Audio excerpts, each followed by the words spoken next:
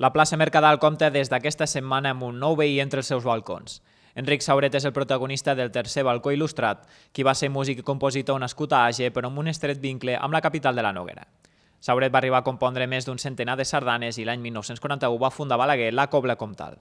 És per això que forma part dels actes de cloenda de la capitalitat de la sardana amb aquest mural obra de l'artista Suen Smits.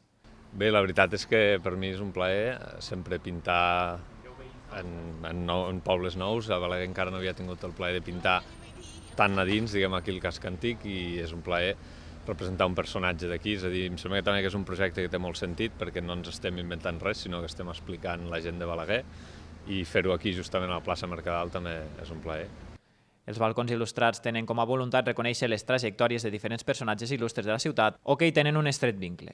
Fins ara s'han dedicat balcons a Margarida de Montferrat, comtessa d'Urgell, a l'escriptora i periodista Teresa Pàmies i ara aquest del músic agerenc, tot just a l'entrada del centre històric.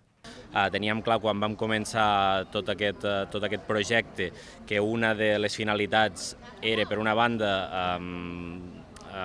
generar nous racons icònics de la ciutat i per l'altra explicar la història a través dels seus personatges. Vam començar amb Margarida de Montferrat, vam seguir amb Teresa Pàmies.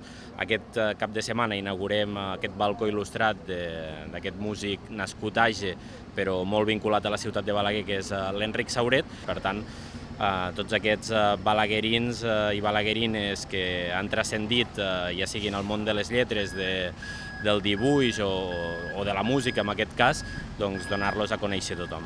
En el marc de la nova edició de l'Encontats, la Paeria inaugurarà el quart balcó amb un mural homenatge, aquest cop dedicat a Frederic Letamendi.